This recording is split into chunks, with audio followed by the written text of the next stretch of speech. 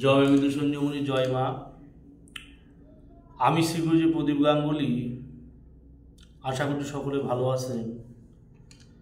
আমি আপনাদের সান্নিধ্যে যে একটি মন্ত্র দিতে চলেছি সেটি কিন্তু খুব প্রভাবশালী প্রতিটি মানুষের ক্ষেত্রে। দেখা যাচ্ছে যে সচরাচর দেখা যায় যে কিছু কিছু কাজের ক্ষেত্রে আপনি নিমন্ত্রিত বা আপনার সেইখানে যেতে হবে, সেখানে গেলে আপনাকে সেখানে অসম্মান করে বিতাড়িত করা হয়, সেখানে আপনার মান সম্মানের কিছু থাকে না। যেখানে গেলে সকলে আপনার হচ্ছে গিয়ে কর্ম বিষয়াদি নিয়ে বা যে কোনো বিষয়াদি নিয়ে আপনাকে তুচ্ছ করে, তাচ্ছিল্য করে, আপনাকে অবমাননা করে, এমনকি আপনাকে সর্বত্র সবসময় সব জায়গায় ছোট করা হয়। সেই মতো অবস্থায় আপনি যদি এই ক্রিয়াটুকু করতে পারেন বা এই মন্ত্রের প্রয়োগটুকু করতে পারেন, তাহলে আপনি সর্ব জায়গায় যে কোনো জায়গায় সব সময় সম্মান পাবেন। মানে আপনাকে কেউ অবহেলার চোখে দেখবে না, আপনি অবহেলিত হবেন না। আপনি যেখানেই যাবেন সেখানে আপনি উপযুক্ত সম্মান পাবেন এবং সদা সর্বদা আপনি যেখানেই যাবেন সেখানে আপনি আপনার যথোক্ত মর্যাদা আপনি পাবেন। সর্বোপরি একটি কথা না বললেই নয়, দেখা যাচ্ছে যে আপনি আপনার বিশেষ সখা বন্ধু বান্ধবের মধ্যে যাবেন, যেখানে আপনার পেশা নিয়ে বা যেখানে কর্ম আদি নিয়ে আপনাকে নানান প্রকার তাচ্ছিল্য, অবমাননা বা ছোট করা হচ্ছে আপনাকে বারংবার। সেই ক্ষেত্রে আপনি এই মন্ত্রটি প্রয়োগ করবেন, অবশ্যই সেইখানে যথার্থ সম্মান পাবেন। দেখা যায় যে আপনার ঘরের স্ত্রী, আপনার ঘরের বউ আপনাকে সম্মান করে না, আপনার ঘরের বউ আপনাকে সম্মান করে না, আপনার ছোট ছোট ছেলেমেয়েরা পর্যন্ত আপনাকে সম্মান করে না। পাড়া প্রতিবেশীতে ছেড়ে দেন, আপনি যেখানে যান সেখানে আপনাকে তাচ্ছিল্যের চোখে, অবহেলার চোখে সকলে দেখেন। আপনি নিজের ভাইয়ের কাছে নিজে সম্মান পান না, নিজের পিতা মাতার কাছে সম্মান পান না, নিজের ছেলে মেয়ের কাছে সম্মান পান না, নিজের অর্ধাঙ্গিনীর কাছে সম্মান পান না, নিজের বন্ধু বান্ধবের কাছে সম্মান পান না। আপনি যে প্রফেশনে কাজ করেন সেই প্রফেশনাল জায়গায়, সে কর্মস্থলে আপনি যথার্থ সম্মান পান না, বা যেখানেই যান সেখানে আপনাকে তাচ্ছিল্যের চোখে বা অবমাননার চোখে সকলে দেখছে। এই মতো অবস্থায় আপনি এই ক্রিয়াটি করতে পারেন। করলে আপনি যেখানেই যাবেন সেখানে আপনি যথোক্ত সম্মান পাবেন এবং যেখানে যাবেন সেখানে আপনি যথোক্ত মর্যাদা পাবেন। সে যে কোনো জায়গায় যে কোনো স্থিতিতে পরিস্থিতিতে হতে পারে,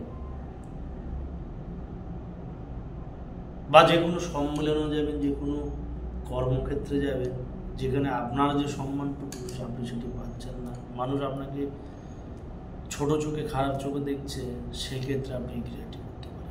মানে এই ক্রিয়া করলে আপনি অবশ্যই সেই স্থানে সম্মান তো পাবেনই, বরং সেখানে গিয়ে আপনি 10 জনের একজন হিসেবে গণ্য হবেন। তো ক্রিয়াটি কি? ক্রিয়াটি হচ্ছে, কোনো জায়গায় গিয়ে যদি আপনি সম্মান লাভ করতে চান, তাহলে এই যে উপরোক্ত মন্ত্র 3 বার বা 7 বার করে হাতের কোণে আঙুলে কিছু পরিমাণ নিজের মুখের মানে লালা, এই যে মুখের জিহ্বার নিচে যেটি থাকে ওটা হচ্ছে লালা, যেটা অমৃতের সঙ্গে তুলনা করা হয়েছে। যে লালাকে অমৃতের সঙ্গে তুলনা করা হয়েছে, এই লালা যদি মানুষের শরীরে যদি না আসে, মানুষের শরীরে রোগ প্রতিরোধক ক্ষমতা জন্মাবে না এবং মানুষের শরীরে নানান রোগ ব্যাধি জন্মাবে এবং মানুষ কিন্তু বেশি দিন কিন্তু দীর্ঘস্থায়ী হতে পারবে না। মুখে যদি লালা নিঃসরণ যদি না হয়, লালা কঠিন জিনিস, মুখের লালাতে কঠিন বশীকরণ করা যায়। এই মুখের লালার মতো কঠিন জিনিস নেই।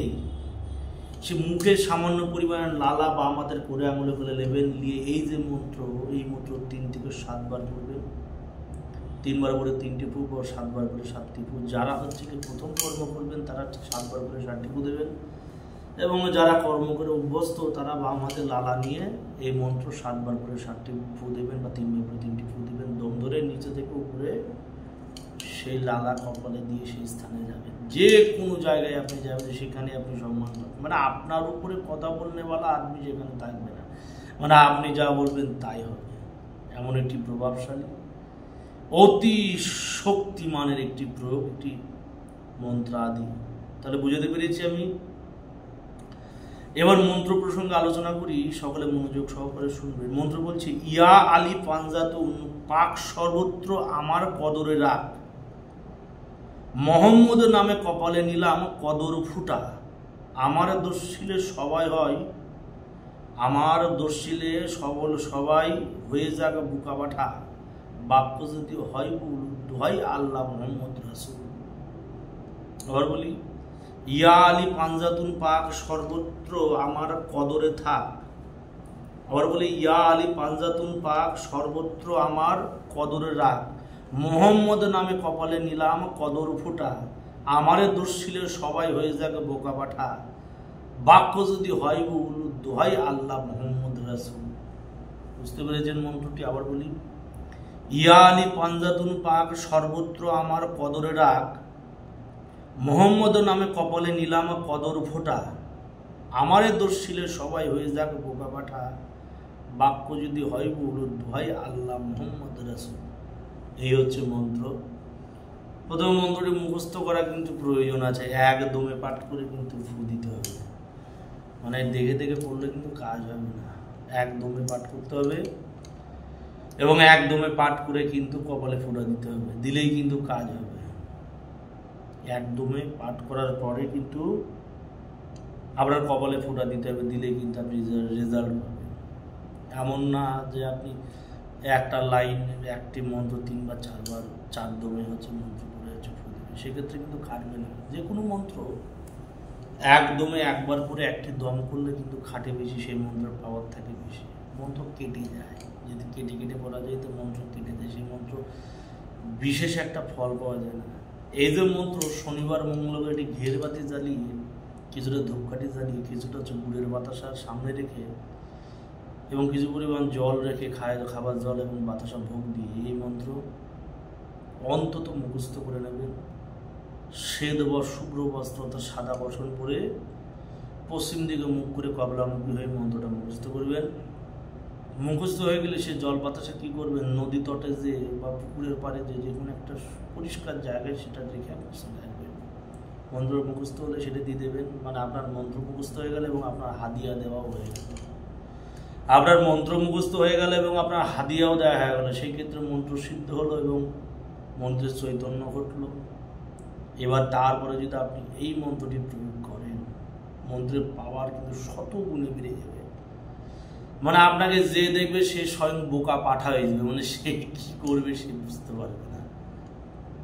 সে কি করবে সে নিজের আয়ত্তাধীন থাকবে না, মানে আপনি যেখানে যাবেন সেখানে জয় হয়ে সেই স্থান থেকে বেরিয়ে আসতে পারবেন, এমন পাওয়ারফুল। অবশ্যই প্রয়োগ করবেন। যারা এই মতো সমস্যায় ভুগছেন তারা প্রয়োগ করবেন, অবশ্যই পাবেন। জয় মা বিদ্যুৎ, জয় মা। আমি আমার সামান্য উপস্থাপন সম্পূর্ণ করব।